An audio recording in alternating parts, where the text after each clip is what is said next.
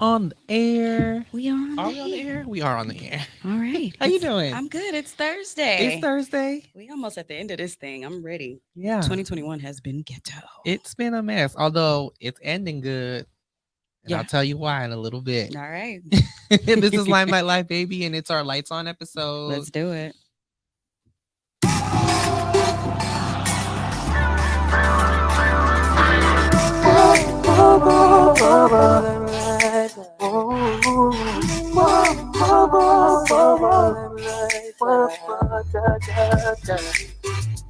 I don't know if you step into the limelight. Oh.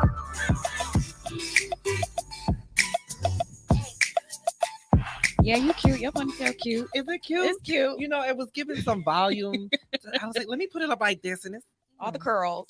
Yes, You- girls. Thank you. Love thank it. you. But welcome everyone to Limelight Live. This is one of my favorite times of the month where we do our all flashlights, lights on episode. I am Shariq LeMay and I have my host. J Pink K, you already know what it is. You know what it is. Make sure you guys are calling in. Let us know what you want to talk about. 323 900 0478. Hopefully, you're watching either on the Mayday website or you're listening to us on the Good News Radio. Make sure you download that app as well. And Yep. holla at us. But Holla at us. How was your week so far? My week was good. My week was busy okay, so as busy. I prepare for something big. So I wanted to wait until the ink was dry Dry to on the announce my new role at Blavity. What? Yes. Applause. Get it together, Kelby. So yeah, Congratulations. No, I knew you was gonna get it. I'm now the manager of branded production for editorial and social for I Blavity. love it. This is a role that, like, honestly, I really, really wanted. I respect the company, the brand Blavity, Yeah. so much. They've created 2190, they created Afrotech, and so it's just now being able to join that family. It's incredible for me. I start next week. Love it. I'm really excited, and I interviewed for this role for like a month and a half. Child, you know when they ask you to come back a few times and it's good looks. I had to go through that Yeah, too. I went in for a few rounds, so All I'm right. I'm thankful, and yeah, Does that mean we get to go to Afrotech? I think so. I mean, Go. we'll talk off the air. Okay. Shout out to Blavity. They are always making moves for the culture. Yes. As well as Afrotech. That's one of the things that I think happens every year that we all look forward to. Mhm. Yeah. Just cultural movement. I'm all for it. Congratulations. Thank I'm so you. happy for Thank you, you. thank you, Another thank you, round thank of you. applause. Thank you. I appreciate it. So I guess 2021 ain't that good. Right. That's what I'm saying. Like, I'm ended it on the high. Right. So, Right. yeah. That's amazing. Before we get into everything, I want to give a shout out to our sponsor, D Slaps Beauty Bar. Yes, this show is sponsored by D Slaps Beauty Bar. Ladies, there is only one place you want to go get your nails done for the holiday season, and that's D Slaps Beauty Bar. Come get spoiled with their complimentary mango mimosas and variety of snacks as you receive your manicure, pedicure, or maybe something different like a good milk bath foot massage. D Slaps Beauty Bar also offers body sculpting and top quality facials for special customers like yourself. Stop by D Slaps Beauty Bar located in Torrance at 24401 Hawthorne Boulevard and get the treatment you deserve. Once again, D Slaps Beauty Bar located in Torrance at 24401 Hawthorne Boulevard, and ask for Tiana or Mocha. And tell them you heard it right here on Limelight Live on the Good News Radio. You better tell them because we're going to go ask. I need to meet Tiana and Mocha because these names. I'm here for it. Yes, make sure Listen. you get them nails and everything done for the new year. You know what's funny? Somebody had said, I haven't been seeing a lot of these New Year, New Me posts lately. Like people are kind of scared from 2020 and 2021. And so it's a very much a different season going into the new year. But nonetheless, I'm excited. I think we've gotten used to not knowing what to expect Right. because of, living through, about to go on 2 years of living through a pandemic. There we go. And this Mariana Cron is really kicking up speed out here. So make sure you guys are being safe. Yeah, let me go get my booster. Okay. Well, I still got a few months left. They saying the booster heavily keeps you safe from it. Allegedly. And then it's gonna be a booster Booster. A booster. I don't know. A boost to the booster. Sign me up. Sign me up. But yeah, let's definitely get into these flashlight topics. We have so many things to talk about. There's so much going on in the world. And again, please make sure you are calling in at 323-900-0478 if you'd like to chime in. If you disagree with us, we'll argue. It's nothing. You know, we got things to just get off our chest. So we're going to start off first. Flashlights. Flashlight topic. Light. Shout out to Kelvin on the ones and twos. Yeah, shout out to Kelvin. So I wanted to kick this off with something that consumed my morning. Yeah. This morning, I just so happened to head over to HBO and decided to watch the Sex and the City reboot series, aka it is called And Just Like That. Well, first of all, how do we feel about that? Like them changing the name? Well, I don't mind it only because didn't she often say that when she was narrating? Oh, Carrie Bradshaw, she often like says, I remember it in the movies. Right. She often says that, and just like that. Yep. And so I think it was just kind of like an ode to and just like that, things are different, things are new. Yeah. So, you know. Yeah, I thought it was really good. I was upset for two reasons. Mm-hmm. No spoiler alerts, but it's all over the news. If you haven't watched it, please hurry up and watch it so I can please talk about it because I was very upset. One, my favorite character, Samantha, is not on the show. Mm-hmm. Samantha is not there. And obviously there's some type of disagreement, Well, Kim does not like Sarah. Yeah, they don't get along. Sarah Jessica Parker and Kim Cattrall do not get along. It's very well known. Mm-hmm. Actually, Kim was funny. She went live when it premiered. Mm-hmm. And she was just out enjoying her life, living her best life. I love her. Uh-huh. She's not she's great. The show's not the same without her. No. But I'm wondering if Boris Kojo, Nicole Parker is going to be kind of like her replacement at some point. I think that might have been a discussion. I think so. It seems like where they've placed her, she's out of the new characters, she's the only one that's been placed with all three girls. Yes. So I'm thinking she might be like their new friend. Like she'll come in through Charlotte. Yeah. Because in both of her scenes, well, out of two of her scenes in the episode so far, she's been with all four women. Yeah. All three women. So I mean, I guess they've heard us, mm-hmm. you know, in terms of us saying we need a little bit more color representation on this show because you guys are in New York. Let's get it together. Okay. Honey. There's plenty of brown and black people around y'all. So let's not who have the fashions. Okay. I think Nicole R.E. Parker is a good addition to this cast. She makes great sense. Actress. She's beautiful. She feels right. Yeah. So. It didn't feel corny. It didn't feel like they were, pushing her on us. Yeah, it didn't feel forced. Yeah, I like her. Mm-hmm. Had its great funny moments, and then it had its extremely sad moment that left me in tears and angry and upset and just like, why? Yeah. Why would you do this to me right now? Mm-hmm. No spoilers because Kelvin is in the room and he hasn't watched it yet. You jerk, womp womp. But make sure you check it out. Another thing that was kind of gut-wrenching, for those of you who don't know, the bestie Stanford, played by Willie Garrison, did pass away in September of this year. Mm-hmm. He is featured in 3 episodes. 2 of the 3 have already premiered. So I know a lot of people were just really sad, and it just was kind of watching him knowing that he passes away. It just it hurts. Yeah, because they're gonna have to write that in now for should this I know they'll get another season. Yeah. But now they're going to have to write in another loss, which is interesting because if you think about the age group that these women are in. Yeah.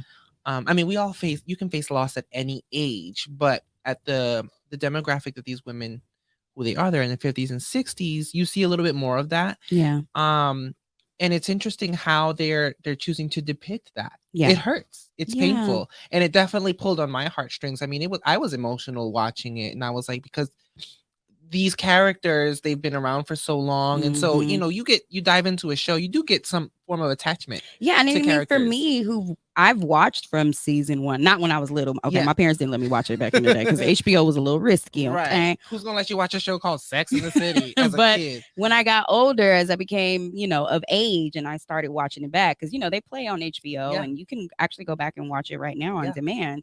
I grew up with Carrie and thinking I'm the age that they are in the beginning of the series now, and just seeing what they go through, and now seeing them as they've aged, and now Brady is grown. These kids, what you see, Lily is popping. Yeah, Rose is the rebellious teen. Like it's crazy. So I'm here for it. I didn't think I was gonna like it so much, but the jury is still out. But it had its so far, emotional moments. I will say that I like it. I like it. I'll even say that the way, and I won't say how to not spoil anything, but the way they decided to write out Samantha's character, I'm even okay with that too. The explanation that they gave, it felt realistic to me. I really feel like she's gonna come back. You think so? I think she's gonna come back. I hope that at some point she has a change of heart. They have to. Like at some point, even if it's just one episode, you have to give us Samantha at least one time. But it's up to Kim. It's up to Kim. Come on, Kim. We rooting for you, girl. And Sarah, get your act together. I would say do it for the fans, Kim. Put your pride aside because you are a beloved character. It's not about your beef. It's just about what you gave to the world through Samantha James. And she looked better than all of them. I mean, and she's the oldest too. She's the oldest. She looks incredible. Yeah. All right then. But yeah, so if you guys check it out, let us know what you think.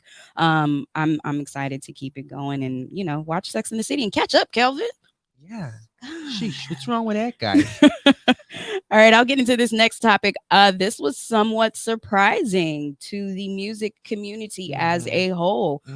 Pretty much anytime this man drops any, body of work, the accolades come. Yeah. And we know Spotify Rap just did their thing. Usually this person is at the top of the list all the time. We're talking about none other than Drake. Yeah. Certified Lover Boy has withdrawn from the Grammys. See, I'm so tongue-tied. I'm surprised. Yeah. He has withdrawn from the Grammys. Speculation is still out as to exactly why. We do know that he protested somewhat in terms of The Weeknd being nominated and him withdrawing or something of that nature. Some are speculating that it is also possibly due to the whole Astroworld controversy because he is involved in some lawsuits pertaining to that. Perhaps it's not, that tasteful for him to be showing up at award shows and winning, and then you're gonna accept this. I could see that. Yeah. However, in about T-minus 45 minutes, your boy is going to be performing at the Coliseum with Kanye West for this Larry Hoover benefit concert. So if you're gonna pull out of the Grammys, well, why don't you just kind of pull out of everything for a little bit, right? And stay out of the limelight. So of course we know this is all about peace that he's doing with Larry Hoover and for Larry Hoover with Kanye. They're squashing their beef and whatnot. But it just really leaves me to think that it's really about the Grammys. But the only thing that's confusing is he submitted. You have to submit for the Grammys, people. You don't just get chosen. Or his team submit? I think it's like with him, it's probably an automatic thing, possibly. Yeah, possibly. True. But it's just funny he withdrew after the fact. Do you remember? Was it last year or the year before when he was doing an acceptance speech and they cut him off? Because he started saying that he was in the middle of his speech, he was saying how these awards don't matter. If you have your audience, if you have something to that effect, like, these awards don't matter. And they cut him off while he was saying that because they honestly, they don't matter. Like, screw these awards because so many people get snubbed every year. I think I'll even go as far as to say that it is hard to really, truly acknowledge everyone fairly.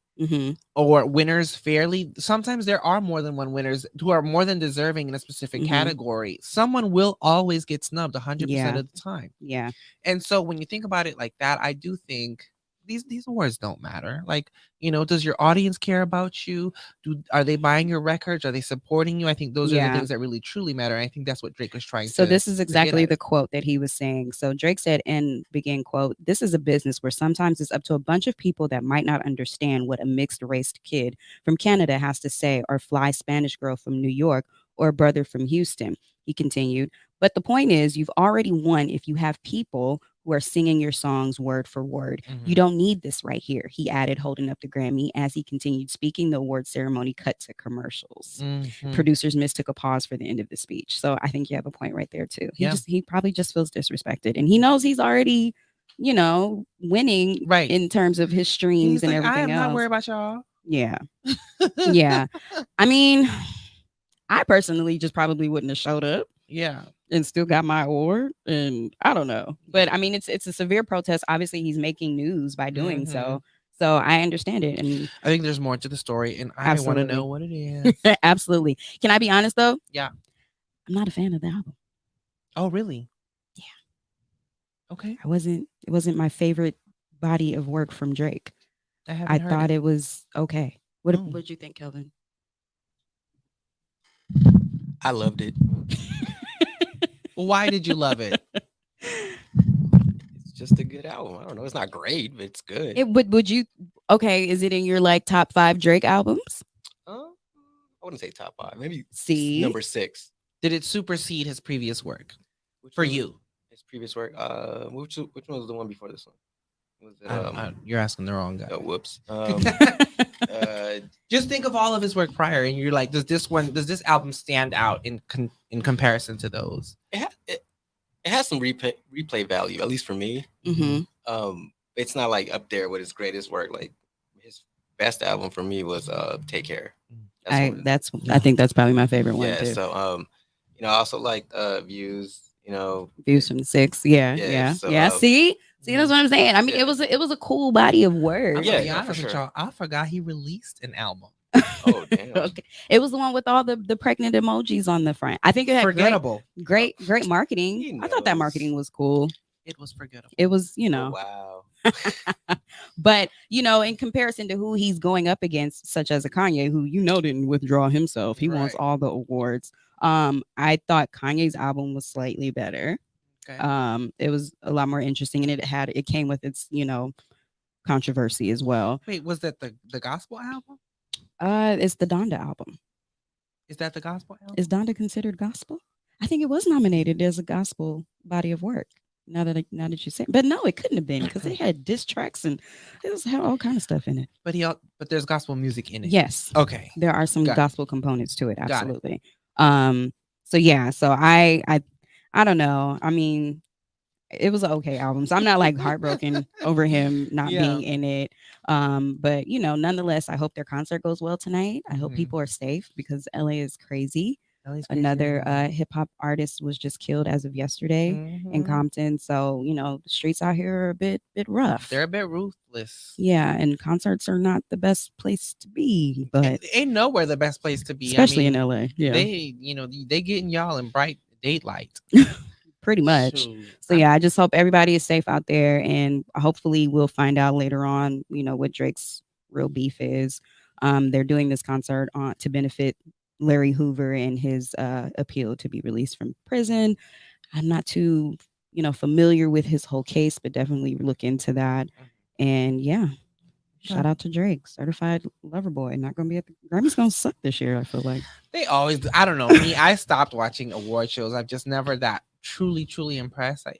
People's Choice Awards came on. They did. I didn't watch. I get whatever I need to see on Twitter. Oh, yeah, all the highlights, the clips. I'm like, okay, good. Yeah, that's all I needed. Yeah. Well, are we gonna see the end of award shows? We don't know. But yeah. Okay, talk to me about this. So Travis Scott speaks out for the first time after the Astroworld tragedy. So he was on Charlemagne the God, and he deflected on his questions as to whether he is responsible for the tragedy, insisting rather that he is responsible for getting down to the bottom of why it happened. Yeah, so pretty much he was on this impromptu interview with Charlemagne the God on his YouTube channel. Okay. Not on Charlemagne's actual show. Okay. And it just, like I said, it looked hella impromptu because there was no lighting. It was like bad lighting. They was just in the house, it's just Charlemagne and him. And Travis, he spoke very eloquently, but there was a lot of what felt like deflection because Charlemagne asked him straight up, do you feel as though you're responsible for the deaths and the tragedy that happened? And he said, what I'm responsible for is the future, basically. I'm responsible for making sure we get down to the bottom of what happened and make sure that this is never repeated. And, I just want to make sure as artists that we're being more responsible. So he's speaking on behalf of himself and for artists at whole, which we have seen a lot of artists. I've been seeing a lot of clips of these artists stopping the show, to make sure somebody was okay. I was at the Tiana Taylor concert. She did it. Summer Walker or somebody else did it at their concert. And then I think even the comedian George something, the Latino comedian George Lopez had a situation at one of his shows recently. So people are definitely on high alert these days, which I think is good too with COVID and everything happening. I say, why even do the interview? What's the point? Yeah, no, I don't get it. Alec Baldwin did an interview too. Did you hear about that on one? Hulu. It's on Hulu. You can watch it. Yeah, he did it with George Stephanopoulos. The first hear it from here first or something like that. Yeah. So people are like comparing it like, okay, well maybe, Alec Baldwin did it, but Alec Baldwin came straight out and said, I didn't shoot the gun. He said he didn't pull the trigger. So then how did how it pulled itself? Was it defective? Twilight Zone. I'm trying to figure it out.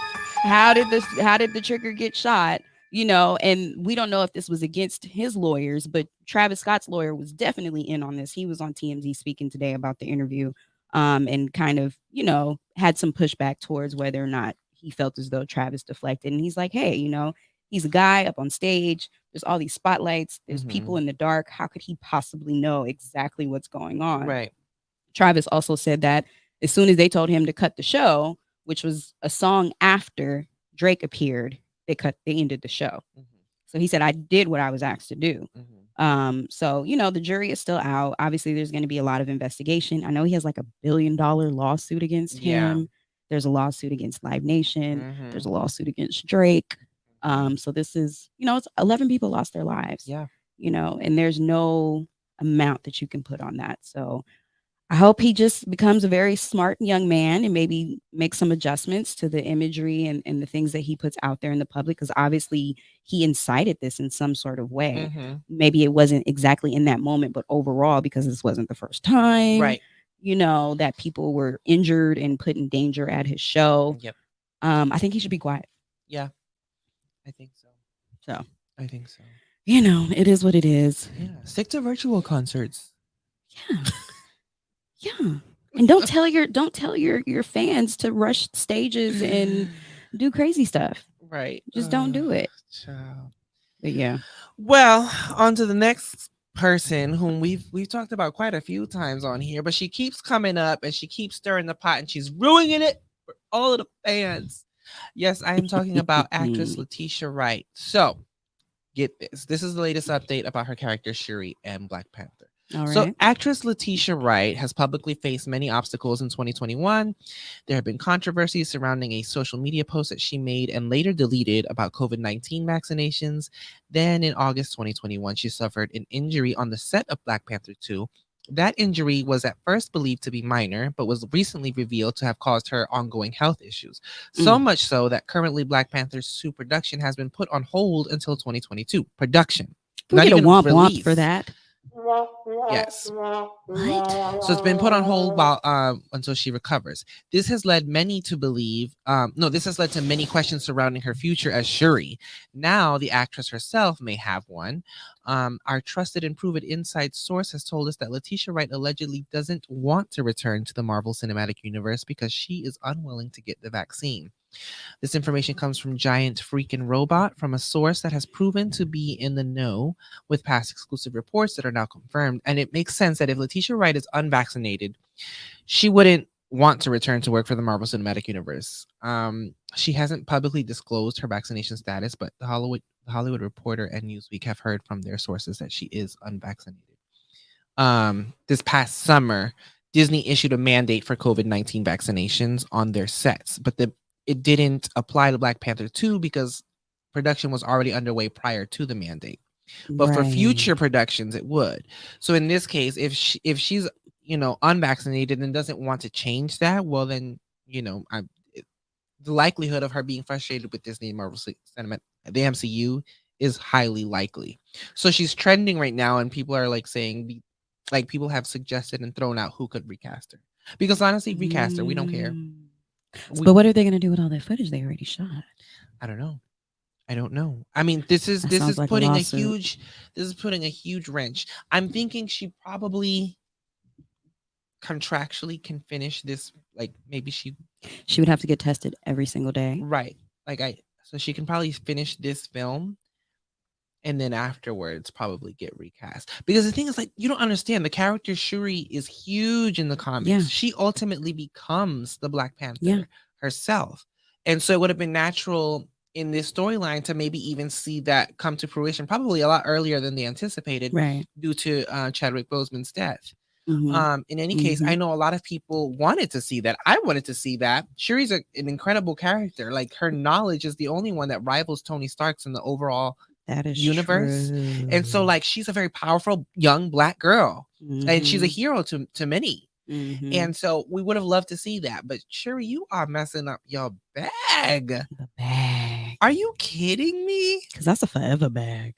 Yeah. That's like your kids' gonna have that bag. But right. I mean, shout out to her standing on her beliefs and her, morals. I get it. I hear that. I hear it. I hear that. It's another thing though to push the rhetoric onto other people and don't project. Right. Everyone has a right to it, and her stance has been damaging. Where are you gonna work?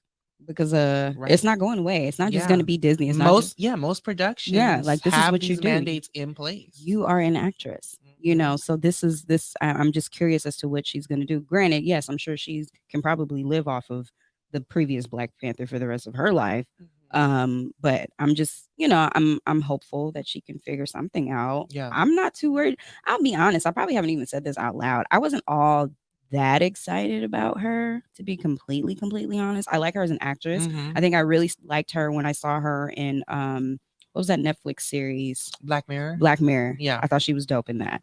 I just want another Black Panther. Like, I just legit want another Black Panther. I want them to recast it, and I want them to cast Yaya. I think they will. I think, they've gone on to say that we will never see Black Panther recast, and they specified the specific universe number. I forgot the number. I think it's Earth 616 or something like that. Which leads to believe now with the introduction of the multiverse in the MCU, we'll probably get another version of Black Panther from a different universe tied into, and because with the introduction of that, they can literally do anything. They can recast as needed, and they'll probably do a cartoon, something. You know. Well, I guess we have Blade to look forward to. I'm looking forward to Blade for sure. Definitely. So yeah, we're gonna be on the lookout for that, and then Shuri, let us know. Just let us know, and then we're ready to start move a petition. On, you know what? Let's just start a petition. I'm sure somebody has already done it, but I want to start a petition to get Black Panther recast. No shade to Chadwick Boseman at all. I just think we deserve, as a people as a culture, we deserve to just not let that character die with him. Sorry if that's a harsh way of saying it. Yeah, like look at, like I said, you have Blade. Wesley Snipes is still alive, and you have Mahershala, who is an excellent actor, coming in to play this new installment of Blade, and it's going to be so kick ass. It's going to be amazing. Yeah. So we can handle it, y'all. I mean, Terrence Howard was recast. That's true. From War Machine. Okay, so who did you like better, Terrence or Don Cheadle? Yeah. I mean, I don't think we didn't get to see Terrence really be the hero. Like, he didn't even get to put on the War Machine armor in the first Iron Man, right? So it was hard to.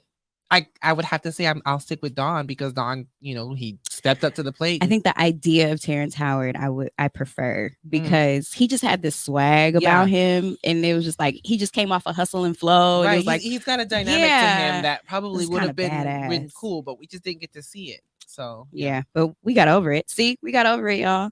The Hulk was recast many times. Thanos was recast at first, because it wasn't always Josh Brolin. It was, I forget the previous actor. I forgot about that. So like, they're not, this can happen. We just want the story. Like, fuck it. We want the effects, the glitz and the glamour. And we want to show up to the premiere. Wakanda forever. Yes. Speaking of more drama, now everybody's heard about this. I know this. And this is Child. All right, Jussie Smollett. He's been found guilty on 5 of 6 counts of falsely reporting a hate crime. He has been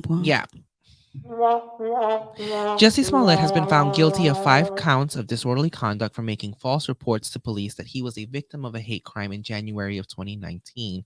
He was acquitted on 1 count of felony disorderly conduct. The 12-person jury deliberated for more than 9 hours over Wednesday and Thursday.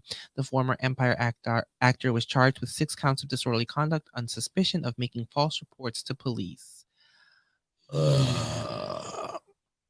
When I tell you, we didn't even want to talk about this for the longest. I didn't want to talk about it, but I feel like it's important to talk about it, just because the verdict is out now. There's so many dynamics to this as well. So many. I will say that I feel bad for him. I think that he made very poor decision. And again, I mean, I don't even know what all was brought up, but it was not looking good.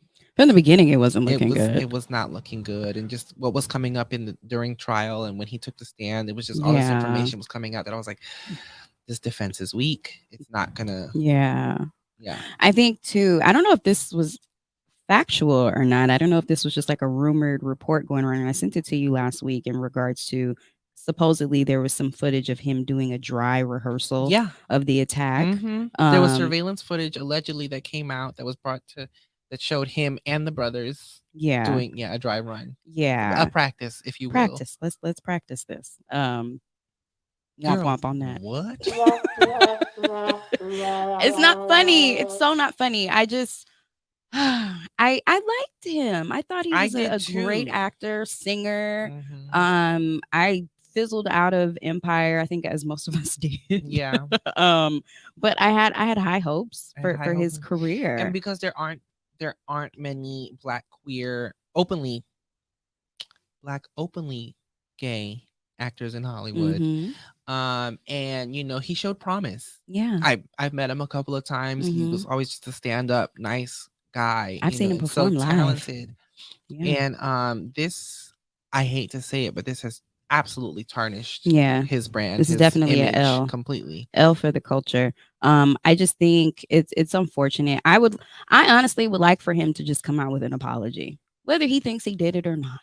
If he's really trying to maintain I'm innocent. At some point there was some falsehoods involved, or else this would have just been an easy, squeaky clean case. Like, because the Chicago Police Department is notorious for being absolutely shady and corrupt and but what did they have to lose from this? If this was a genuine case of this Black queer man was a target of a hate crime, and they went after it and they went for a conviction and this would have looked good for them, for the community. You know what I mean? So I don't think no one wanted this. No one wanted this to be this circus that it turned out to be. Yeah. And it's just to think that, he orchestrated this, and now there's questions of these other men that are involved, their sexuality, and it just got to be a lot. And I think a lot people said it best in the comments, like, we're over this. Like, we're over it. Yeah.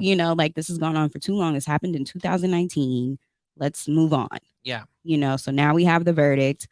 I hope he doesn't see jail time. I don't think he's going to see jail time. Most people are speculating he'll have probation. Yeah. Maybe some community service. I hope for his sake he just at least comes out with some sort of apology. But that's hard to say. If he genuinely thinks he was a target of a hate crime, he probably won't. There's so many moving parts to this story because I don't know. Like, with that and the brothers and the information that he brought to this, like when he gave his testimony, he brought up his sexual relationship with one of the brothers and their drug use and all of that. And I was like, wait, am I missing something? Why is any of that relevant to? He went so far as to admit that he was buying cocaine. Like, I don't know. That he was going to bathhouses with this man and that they were masturbating together. That's a lot. And like, I mean, he took the stand. He's saying all of this stuff in front of his mother, in front of his sister, because they were in the court with him. That's a lot. Could you imagine? I mean, some people really do, there are certain conditions and there's a certain point of narcissism where people really do tell themselves something so much so that they really do start believing it. Maybe he is that classic case. And what's so crazy is his character on Empire. This is like what I would imagine his character on Empire would do. Yeah. You know what I mean? That's what's just so crazy about the whole situation. But, shout out to his family and all of his people that support him. He is going to try to appeal. Of course. Of course. I think we're over it. Yeah. We're over it. Yeah. But, I do feel bad for him because I liked him. I did too. Well, today, the Halls of Ivy collection was released for Ivy Park by Adidas. Yes, you already know what it is. Beyonce and her Ivy Park. This collection is aptly titled Halls of Ivy, and the campaign behind it made it. It was so. If you didn't know, Reese Witherspoon and Ryan Phillippe's son and daughter, who are basically the spitted image of them. It's ridiculous. They're in the campaign, right? And so the theme was Cruel Intentions. for that campaign, and I was like, oh my god, I love this. Come on, Mark. And then I love Reese, I really do, and I love Ryan Felipe. Their kids are so cute, they really do look just like them. So when Beyonce and her team put them in the campaign, it made so much sense. And with inspiration being Cruel Intentions for I was like, yo, that's so fire. It looks good. All right, good job, marketing team. I love it. Creative team. Yes. The whole team. Good job. Naturally, several items from the collection sold out within minutes.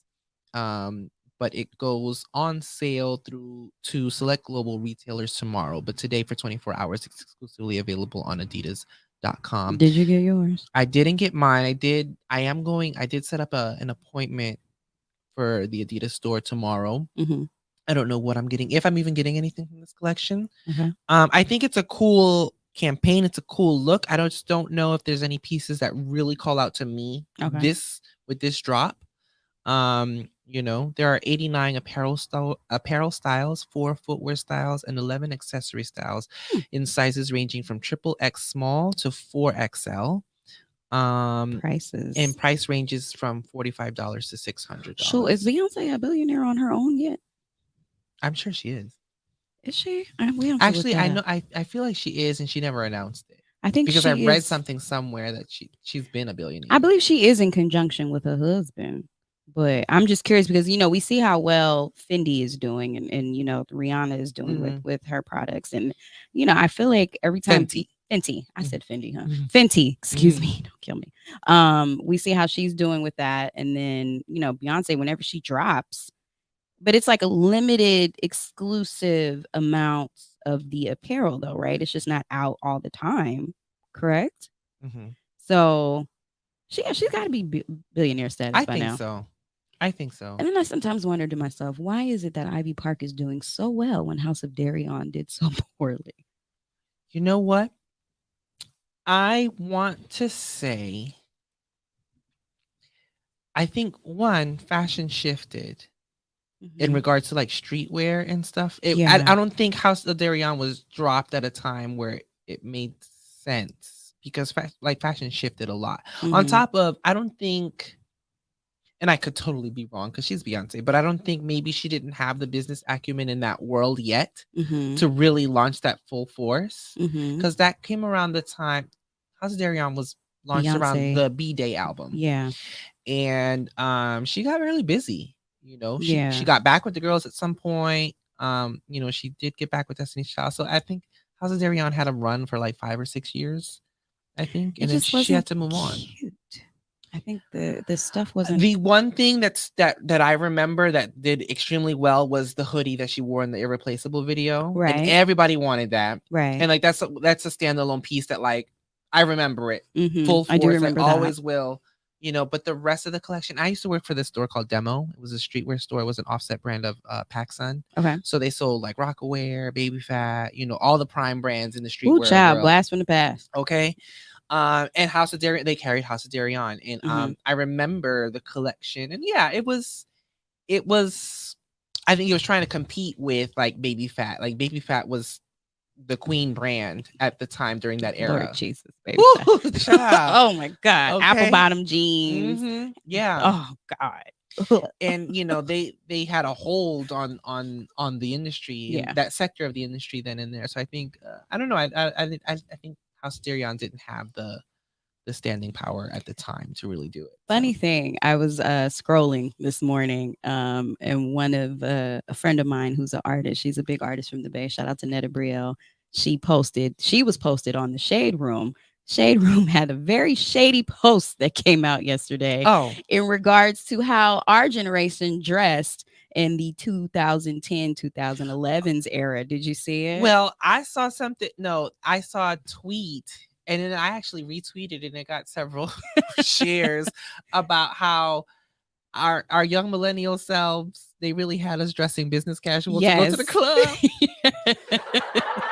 Listen. With the vet, and they had so many pictures of Beyonce and Jay-Z and Rihanna with the vest with the t-shirt underneath, and oh man, it was tragic. I was triggered. I reposted it. I posted some pictures with it, and I was like, dang, they really came for us. They came for us hard. They came for us hard. But I own it. We was hot. We were. At the time. It says, how would you like to pull up to the club dressed like we were ready to go to work? Child, 2008 to 2011 was an interesting time. And thanks to the good folks at Twitter, they took us back down memory lane and pointed out the ridiculous fashion trends at the time. Man. My 05 to 09 era was who? It was embarrassing.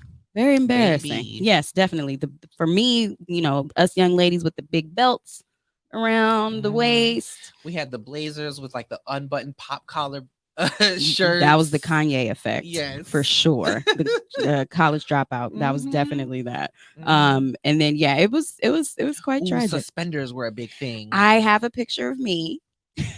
I too have a picture of me. Corsets were big too. I don't know who told me this was okay to have on a corset from Fredericks. You remember Fredericks? Yes, Fredericks of Hollywood. Yes. Hey. Okay. It was like $50. So I thought I was doing big things. Okay. With my Fredericks of Hollywood corset with suspenders on what my mama calls cigarette pants. The what do you call them now these days? The pedal pushers.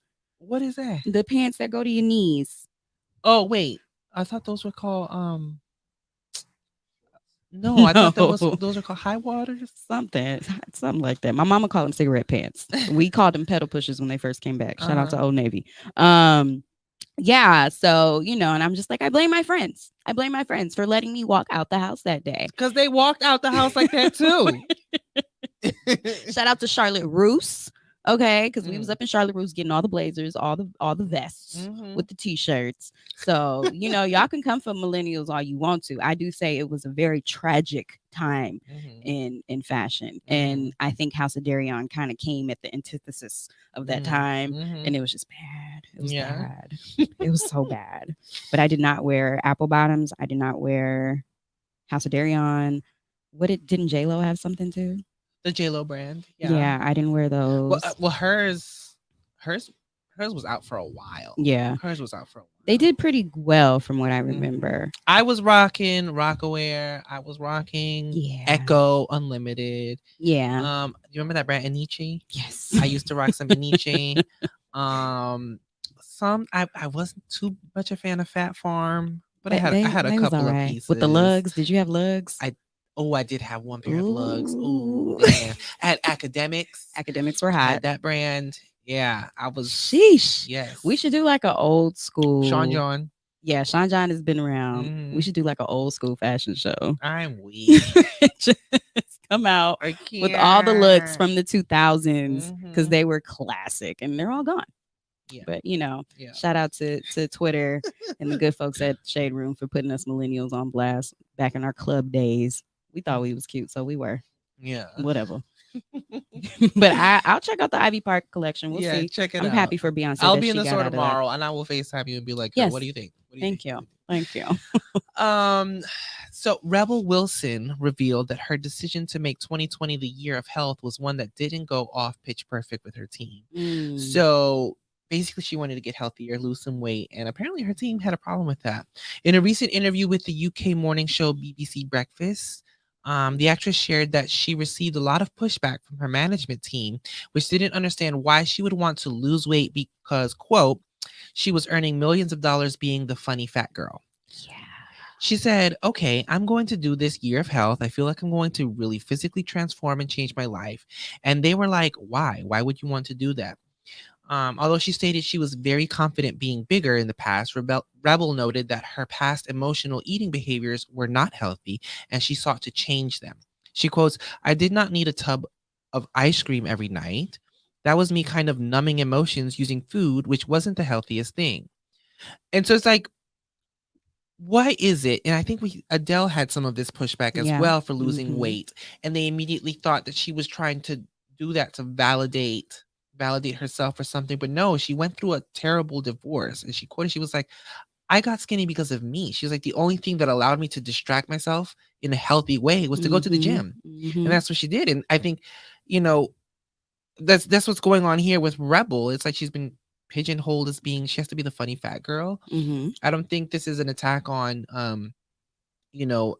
anybody's size or anything like that. I think Rebel just wanted to change some lifestyle choices for her in regards to how she ate and stuff. And it's sad that her team gave her that type of pushback. Yeah, but at the same time, I'll play devil's advocate for a while. She played into that herself. She did. She knew that that's what Absolutely. she was. That's why she had the insight to speak on it Right. in such a way. Mhm. So, Like when she played Fat Amy on Pitch Perfect. That was her name. I never found her to be that funny to begin with. Really? I think No. she's hilarious. I don't think she's that funny.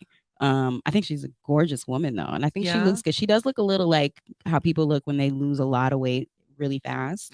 Where it doesn't look all that healthy. So that's my only concern. I hope she really is being healthy and Yeah. doing it in a healthy way. Yeah. Because you can normally tell, like, Adele looks good. Yeah. Like Adele doesn't have that look to me to where she kind of looks like, you know how the skin kind of looks on the neck and like she lost weight too fast. I think you have to do it in a healthy way to where it supports your organs, because that could be a shock on your organs. So many times we've seen, even with celebrities that were always heavy set, and then they made a quick change to lose weight, and then they ended up having a heart attack or some sort of ailment that left them, disheveled. So I think as long as she is doing it for the right reasons and she's doing it in a healthy way, I think shout out to her. And I'm excited to see what she does next. Yeah. I like Rebel Wilson. I like her. I just don't think she's that funny. And I don't think her comedy needed to depend on her being this big girl. Yeah. I like her accent. I like her accent too. I think she's funny. But yeah, do you think her team is wrong, completely wrong, or? I think her team should be more supportive in her decision. Yeah. That I think it's wrong. Yes. Yeah. Like don't tell an artist or a creative what they can or can't be. If they want to evolve and change and do other things, that's what being a creative is all about. You should be allowed the freedom to do that. Yeah. To want that. And like, who has anything to gain? It sounds like they had more to gain from her staying what she to that than she did. Like, so yeah. I think I would love to have heard exactly how the conversations went. Because I can't imagine somebody being that insensitive and being that blunt with her saying that. More so, they probably gave her that overwhelming feeling of that's what they meant. I think they probably questioned her, like, well, why would you, you know what I mean? Like, you're doing so well. Why would that be a thing? Like, you should body positivity. And there's so many heavy set plus size, quote unquote, women that are, such as a Lizzo, that are, really promoting this body positivity at whatever size you are, so perhaps they were just saying, don't stress yourself over that. Like, be comfortable and be happy with who you are. So I'm wondering if that was more of the conversation. Obviously, we don't know. We won't know because we weren't there. And then maybe they just took this and ran with it. Yeah. But nonetheless, like I said, I hope she's healthy. I can only imagine what would happen if someone like a Lizzo were to do the same thing, how the reaction would be, because she's just been so in your face with, hey, I'm a big girl. I love it. Yeah. So it's kind of like, how do you make your fans who are also in the same position as you, who support you, who are struggling, who may not have that much money? Let's call a spade a spade. It's probably slightly easier to lose weight when you can afford to have somebody cook all your meals for you, and you can go to the gym and hire a trainer. You know what I mean? It's not not as difficult as somebody who doesn't have those resources. Yeah. So what are you saying to, the women who really look up to you, who are in the same boat as you? So I don't know. I can see both sides. There was something on last year in November. She also shared that her experience that her weight gain was also attributed to something called polycystic ovary syndrome, PCOS. Yes, she said she started gaining weight when she was about 20 because of PCOS, and she gained weight rapidly. She said it's a hormone imbalance and you gain a lot of weight usually, and that's how it manifested in me. She says, sometimes I feel sad, but then at the same time, I worked my body to my advantage. She reflects, I like being all sizes. It's just now turning 40, I'm more health conscious and thinking of starting a family. I like it. Yeah. That I totally understand. So Yeah. shout out to her, and I wish her the best. And yeah, her team, go kick rocks. Yeah. Y'all asked y'all questions. Y'all put y'all opinion out there. Now leave it alone, because she ain't having it. Are you a Sonic the Hedgehog fan? I used to like to play the game back in the day. I love Sonic the Hedgehog. Did I watch the most recent movie? I can't say I did. Watch it. It's good. Okay. Watch it. It's good. I love Sonic. I used to play the video games. I used to read the comics. Okay. Sonic, that's my boy. And I love Tails, his sidekick. So at the end of the first film, Tails was introduced kind of like as a post-credit scene. Mhm. And so the newest trailer for the sequel has just come out. And our first look at Sonic's arch nemesis, Knuckles, was revealed. The character is being voiced by Idris Elba. Wow. Yeah. Okay. And I like Knuckles too. Knuckles is a badass. Yeah, Knuckles was dope. I remember He's Knuckles. a badass. The cartoon, I did watch it. Yeah. I remember when he was introduced into the video game. I was like, "Who is this guy? And he can fly, and he's red. He punches things."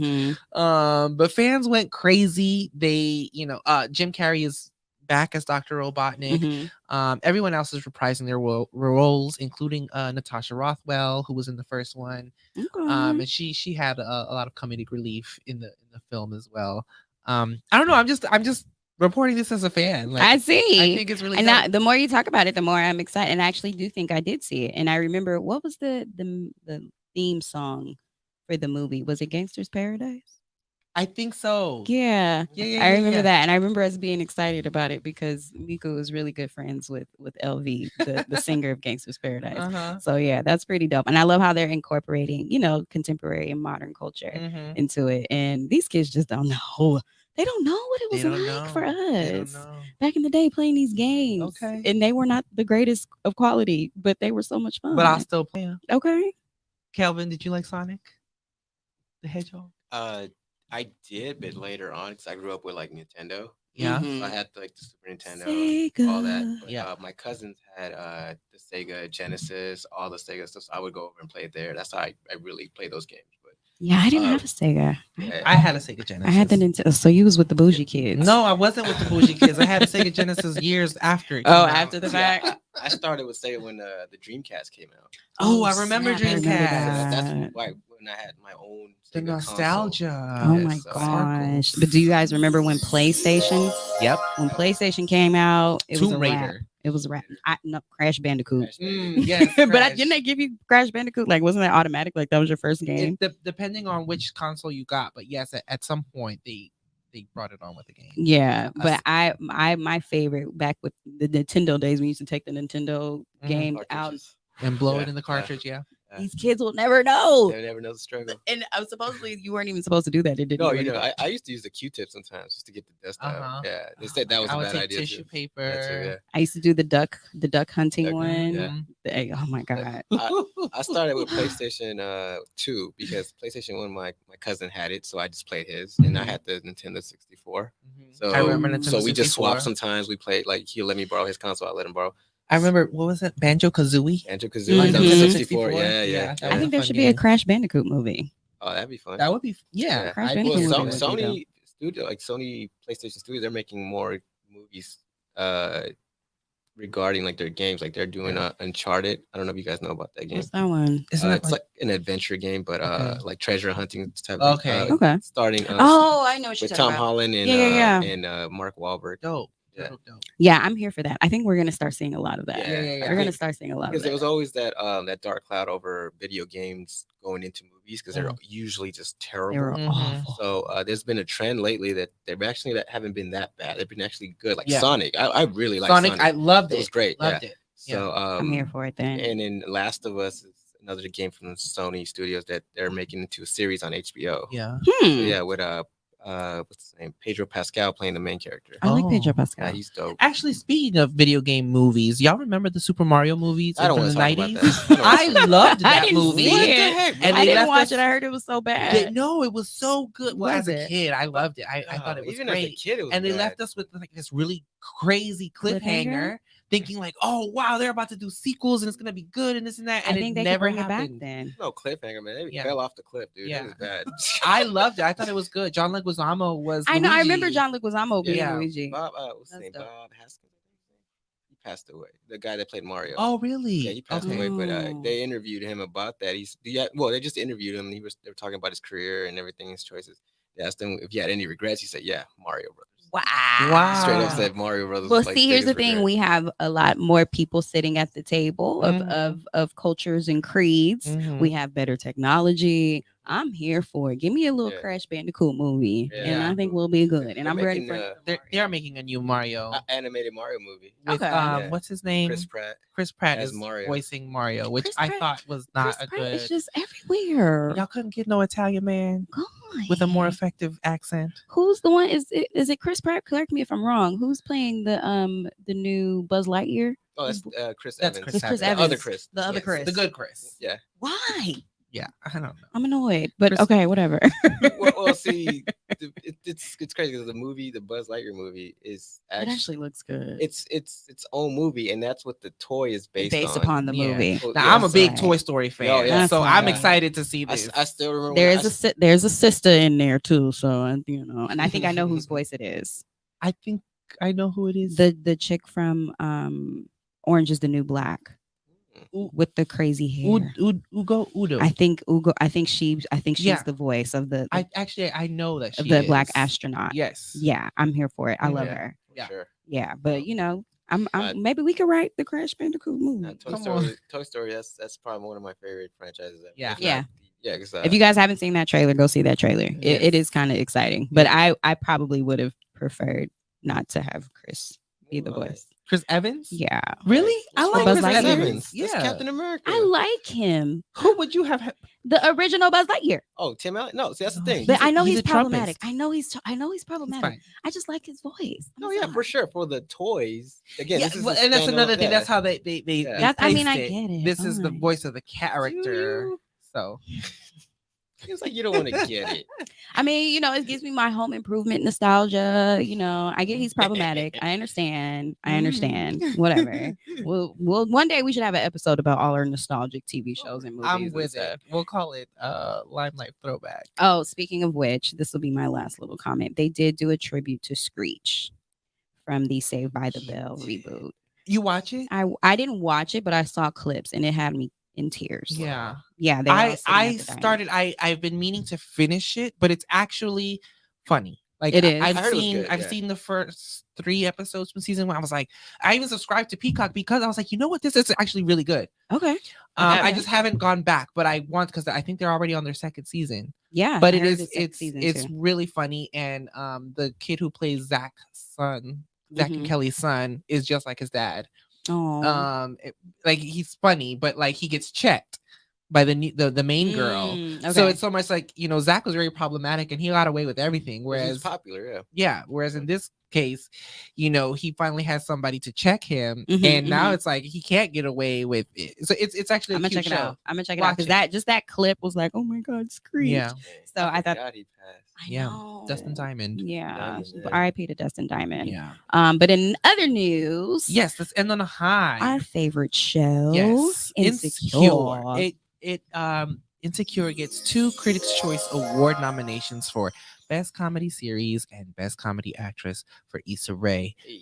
in her portrayal as Issa D on Let's Insecure. do it. Go ahead. Yes, I love the Critics' Choice Awards. This is like a really cool nomination for Mhm. them. Well deserved. Mhm. I think they're ending on a high. They're being recognized. How many more episodes we have left? 3. 3 We episodes. have episodes 8, 9, and 10. The last one was pretty interesting. It was It the was- girls' night. yeah, Yeah, girls' I night was loved it. good. I love it. I thought it was really good. You weren't at the event though, Kelvin. It was my son's birthday. Okay. I took him to Happy Disneyland. birthday. Oh, thank you. Yeah, I took him to Disneyland. Speaking of which, I have to give a big shout out to my host over here, J Pink K, for his Insecure Nights at Black House. It was lit, all up in North Hollywood. I had the homies come out and met some new friends and girls with wine. Black girls Who love wine. I got to meet them. They were awesome. I heard the drinks were tasty. I don't drink, but I heard they were delicious and nutritious. Especially the Classy AF. Yeah. That one was a hit. Everybody loved that drink. So cute. I'm Yeah. so proud of you. Thank and I'm you. excited to Hey. see this continue. Thank you. So make sure you guys are checking us out on Sundays if you're in the North Hollywood, Los Angeles area. Come check out your boy Yes. J Pink K at Black Please House. come through. I'd love your support. From 7 to 8, it's just good vibes. So drinks, food, we got the music going. And then at 8 o'clock on the dot, we start on the time. dot. We play the latest episode and we watch it as a group and we laugh and we cry and we react as a group. And it's just a fun, good time. And actually, this week, Mhm. I have a special thing to offer the guests. I've got a sponsor. Hey. Come through, Yes. sponsor. ORS Hair Care is providing complimentary gift bags to all of my guests. Ooh, I'm gonna go. Yes. Yeah. Yes. I'll take a lift. If I Yes. don't have a car, I'll take a So lift. please come through. Yeah. I'll have a photographer this week. Hey. You know, get some good shots. Get the Getting footage. airplane And your Saturday, so a it's free perfect. free gift bag. Like you don't need to buy anything. Just come. You know. But also the food. Yeah.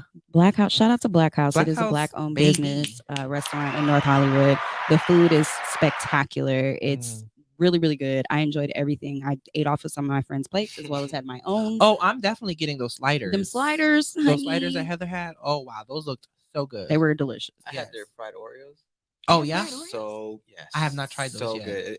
It reminded me of beignets, but with Oreo inside of it. Mhm. Oh, Okay. it's so good. Maybe Black House is gonna be our next sponsor because we over here hyping them up to the max. I know But they that's deserve right. it. They Yeah. deserve it. I love to see Yeah. Black businesses thriving, and appreciative for them allowing J Penn to host this amazing event Yeah. there. So They've been great. Yeah. I appreciate them, and they've been so supportive, and it's been good.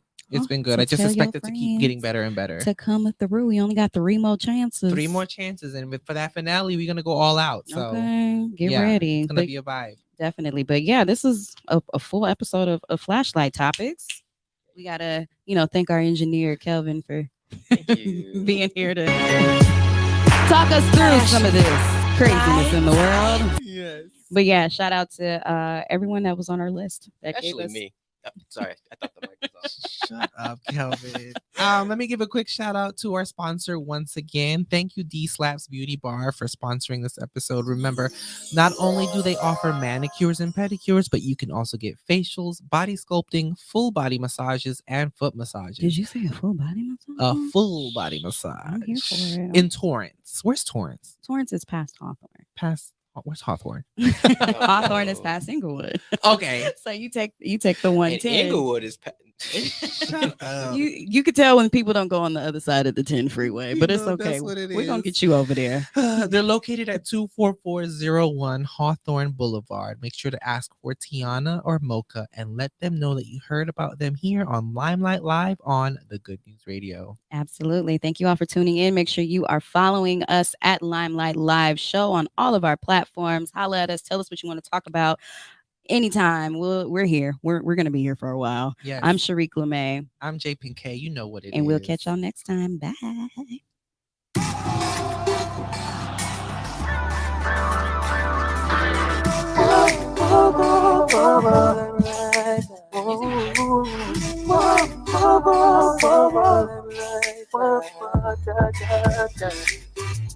I don't know if you step into the limelight.